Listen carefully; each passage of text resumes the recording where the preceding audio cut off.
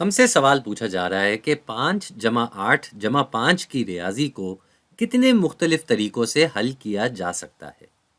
तो एक तरीका तो यही है जो हमारे सामने लिखा हुआ है, तो इसी को लिख लेते हैं भाई। 5, इसमें हम जमा कर रहे हैं 8 और फिर इसमें हम जमा कर रहे हैं 5।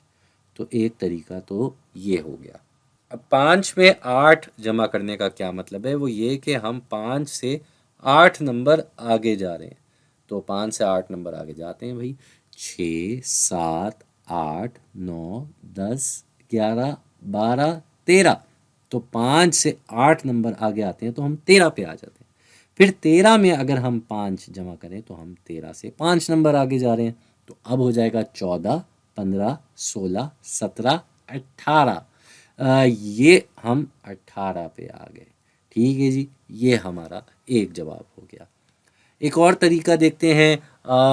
क्यों ना अब हम पहले दोनों 5 लिख लेते हैं। तो ये 5, फिर इसमें 5 जमा कर रहे हैं और अब हम 8 लिख देते हैं। इन्हीं तीनों नंबरों को हमने लिखना है। तो 5 में पहले 5 जमा करते हैं, यानी कि 5 से हम 5 नंबर आगे जाते हैं। तो हम 5 से आगे की गिनती करेंगे और साथ साथ अपनी उंगलियां हम बढ़ाते रहेंगे। जैसे 5 से 6 पे आए तो 1 उंगली, फिर 2 उंगली पे 7, 3 उंगली पे 8, 4 उंगली पे 9 और 5 उंगली पे हम आ गए 10 पे, यानी कि 5 में 5 जमा करके हम 10 पे आ गए। इसी तरह 8 नंबर आगे आए तो कितना हो जाएगा। अब हमें 10 से 8 नंबर आगे जाना है तो हो जाएगा 11, 12, 13, 14, 15, 16, 17, 18। तो फिर से हम 18 पे ही आ रहे हैं। ओहो, तो ये तो वही जवाब आ गया। हमने तरतीब बदली लेकिन जवाब में कोई फ़र्क नहीं आया। तो क्यों ना एक और बार तरतीब बदल के देख लें। एक और बार तरतीब बदल के देखते हैं। अब हम 8 पहले लिख देंगे। ठीक है जी, अब हमने 8 पहले लिख दिया और फिर हम 5 और 5 लिख रहे हैं।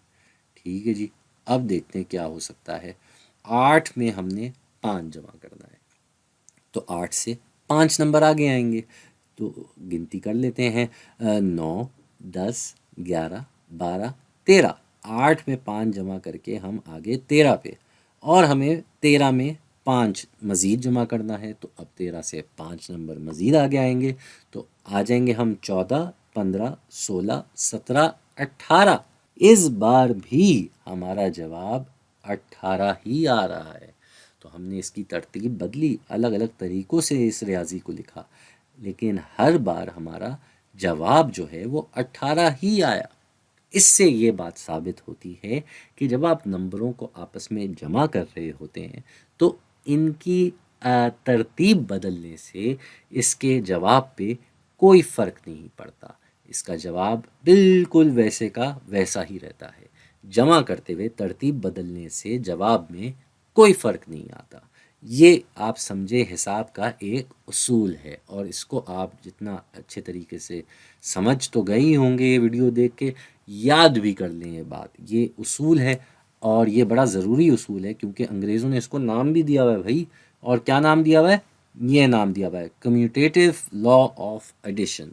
और इसका मतलब वही है, मतलब समझना ज़्यादा ज़रूरी है, वो ये कि नंबरों को जमा करते हुए उनकी तरतीब बदलने से कोई फ़र्क नहीं पड़ता।